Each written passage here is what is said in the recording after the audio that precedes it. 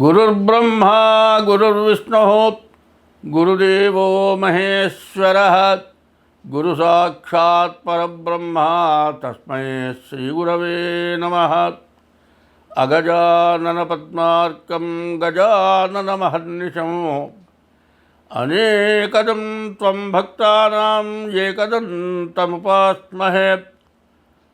శరదిందువికాసమందహాసాం స్ఫురదిందీవరజోలోచనాభిరామాం అరవిందసమానసుందరాస్యాం అరవిందాసనసుందరీముపాసే.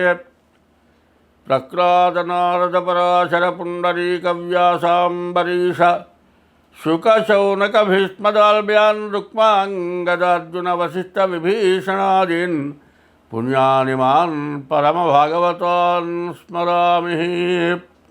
2024 September నెల 1వ తారీఖు నుండి 30వ తారీఖు వరకు మాస ఫలితాలు చెప్పుకున్నాం. అయితే ఇదంతా కూడా జాతక భాగం. జాతక భాగంలో రాశి ఫలాలు చెప్పుకుంటున్నాం. ఈ రాశి ఫలాలు ఏమిటాయంటే జన్మ నక్షత్రాన్ని బట్టి రాశి ఫలం వస్తుంది. ప్రతివాళ్ళు తన పేరును బట్టి నాది ఫలానా రాశి అండి అంటున్నారు. ఏదో ఇష్టం వచ్చిన పేరు పెట్టితే అది రాశి కాదు ఒకటి. తర్వాత జన్మ నక్షత్రాన్ని బట్టి వచ్చేదేమో గోచారం, జన్మ లగ్నం పుట్టిన టైంను బట్టి వచ్చేది గ్రహచారం అంటారు. 2 ఉంటాయి. ఈ 2 కాక 3వది పోతుందండి. కొంత మనం ధర్మమైన సంపాదన అధర్మమైన సంపాదన 2 ఉన్నాయి. అధర్మమైన సంపాదన వల్ల మనకు గ్రహచారాలు గోచారాలు వస్తున్నాయి. ఈ పాపం వల్ల బాధలు పడుతున్నాం. ఈ పాపం వల్లే సమస్యలు వస్తున్నాయి. కాబట్టి ఈ పాపం ఏమిటో ముందు ఒక్కసారి చెప్పుకుందాం. అది చెప్పుకొని మరి జాతకాలు చూపించుకోవాల్సిందే, జాతకాలు చూడాల్సిందే, దైవాన్ని పూజించాల్సిందే, దైవాన్ని నమ్మాల్సిందే. దైవం అనేవాడు ఖచ్చితంగా ఉన్నాడు. జ్యోతిష్యం అంతకంటే ఖచ్చితంగా ఉన్నది. ఇందులో లేనిది ఏమీ లేదు. 2024 సెప్టెంబర్ నెల 1 నుండి 30 వరకు కర్కాటక రాశి ఫలితాలు. కర్కాటక రాశి చాలా బలంగా ఉంది. అంటే కర్కాటక రాశికి చంద్రుడు అధిపతి. జన్మమే చాలా విశేషమైన జన్మం. ఈ కర్కాటక రాశిలో పుట్టినవాళ్ళు పూర్వజన్మ సుకృతం చేసుకుంటేనే ఈ కర్కాటక రాశిలో పుడతారంటారు. అందులో గురువు ఏకాదశంలో వృషభంలో ఉన్నాడు, మరి బుధుడు ద్వితీయంలో ఉన్నాడు, కేతువు తృతీయంలో ఉన్నాడు, శుక్రుడు తృతీయంలో ఉన్నాడు. అయితే 4 గ్రహాలు పూర్తిగా బాగున్నాయి. ఈ 4 గ్రహాల వల్ల కూడా చాలా మంచి లాభం పొందడానికి బాగా అవకాశం ఉంది. అయితే బాగా ఉందని చెప్పి మళ్ళీ బాగా లేదని చెబుతున్నావేమిటి అడిగేవాడు కొంతమంది ఉంటారు. 9 గ్రహాల్లో 4 గ్రహాలు బాగున్నాయి, 5 గ్రహాలు బాగా లేవు అని చెప్పాలి. వాటి దోషాన్ని పోగొట్టుకోవాలి కదండి. ఏమండి, చెవులో పోటు వచ్చింది, ఈ చెవులో పోటే అంత కదా అని మానుకుంటావా? చెవులో పోటుకు మందు వేయాల్సిందే. అట్లాగే ఈ 4 గ్రహాల వల్ల సమస్యలు. శని అష్టమంలో ఉండటం ప్రాణకంటకుడు అంటారు. కుజుడు 12 ఉండటం కూడా ప్రాణకంటకుడు. శని, రాహువు, మరి రవి ఈ గ్రహాలు పూర్తిగా బాగాలేవు. శనికి 19,000 జపం చేయించుకొని నల్ల నువ్వులు దానం ఇవ్వాలి. తర్వాత రాహువుకి 18,000 జపం చేయించుకొని మినుగులు దానం ఇవ్వాలి. కుజుడికి 7,000 జపం చేయించుకొని కందులు దానం ఇవ్వాలి. ఇట్లా చేయటం వల్ల సమస్యలు ఏం పోతాయి అంటే యాక్సిడెంట్లు అవ్వటం కానీ ఇట్లా కాదండి. ఎవరికైనా తెలిసిన వాళ్ళు బాగా నమ్మకస్తులు అనుకొని వాళ్ళకి మాటతో డబ్బులు కనుక ఇచ్చినా మీ డబ్బులు మీకు రావు.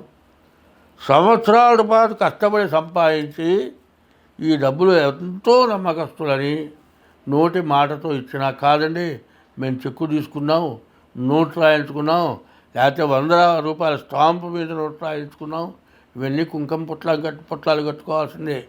వాడు తీసుకుంటాడు, వాడి పేరుతో ఆస్తి ఏమి ఉండదు, వాడి దగ్గర ఏమీ డబ్బులు లేవు, నువ్వు కోర్టుకు వెళ్తావు, ఎంత తిరిగినా వాడికి డబ్బులు లేవు, ఏం చేస్తా, నన్ను లోపలేయమంటాడు. వాడు లోపలేయమంటే వాళ్ళు ఏం చేస్తారు, ఏమీ లేని ఎందుకయ్యా అనవసరం అంటారు. కాబట్టి పోయింది పోగా ఎదురు ఖర్చు అవుతుంది. కాబట్టి ఈ గ్రహాలు ఏమిటి, శని కుజుడు పూర్తిగా విరుద్ధంగా ఉన్నారు. అందువల్ల ఎక్కువ నష్టాలు రావడానికి అవకాశం ఉంది. కాబట్టి తప్పనిసరిగా మీ డేట్ ఆఫ్ బర్త్ని బట్టి మీ జాతకం చూపించుకోక తప్పదు. ఎందుకంటే మేషం దగ్గర నుంచి బాగానే ఉంది, కర్కాటకం కూడా కొంతవరకు బాగానే ఉంది. ఈ మేషం దగ్గర నుంచి కర్కాటకం వరకు కూడా ప్రతి వాళ్ళు మీ డేట్ ఆఫ్ బర్త్ ద్వారా మీ జాతకం చూపించుకోవడం చాలా అవసరం. తప్పనిసరిగా మీ జాతకం చూపించుకోండి. అట్లా చూపించుకొని మీరు తగిన దోషాలు పోవటానికి చేసుకోండి. అన్ని విధాలా బాగుంటాయి. అందులో ఇప్పుడు ఏంటంటే ఈ రాశి వాళ్ళకి శని అష్టమంలోనే కాక రాహుకేతువుల మధ్యలో శని ఒక్కనే పడ్డాడు, మిగతా గ్రహాలు లేవు. వివాహం కావాల్సిన వాళ్ళు పూర్తిగా మీ జాతకం చూపించుకుంటే కానీ వివాహం చేసుకుంటానికి మంచిది కాదు. కాబట్టి మీరు జాగ్రత్తగా ఉండటం చాలా అవసరం. కాబట్టి ఈ రాశి వాళ్ళు ఏం చేయాలి, శనికి 19,000 జపం, నల్ల నువ్వులు దానం, రాహుకి 18,000 జపం, మినుగులు దానం, తర్వాత కుజుడికి 7,000 జపం, కందులు దానం, రవికి 7,000 జపం, గోధుమలు దానం. ఇవి ఇవ్వక తప్పదు. తర్వాత అవన్నీ గోచారమే నేను చెబుతోంది. గోచారం 25 వంతులే జరుగుతుంది. 75 వంతులు జన్మ లగ్నాన్ని బట్టి జరుగుతుంది. కాబట్టి ఈ సంవత్సరం ప్రతివాడు కూడా మీకు ఏమాత్రం అనుమానం వచ్చినా కూడా వెంటనే మీ జాతకం చూపించుకోవడం చాలా మంచిది. ఎందుకంటే పూర్తిగా నష్టపడ్డ తర్వాత జాతకం చూపించుకుందాము అనుకుంటారు. ఏదో ఈ కాస్తే కదా అని ఊరుకుంటే ఏమవుతుందంటే చాలా నష్టం వస్తుంది. బొట్టన వేలికి దెబ్బ తగిలిందండి, గోరు కదిలింది, అదే పోతుంది లేదు ఊరుకుంటాం. అదేమవుతుంది, మట్టి తగిలి సెప్టిక్ అవుతుంది, వేరే కాదు కాలు కూడా తీసేయాల్సి వస్తుంది.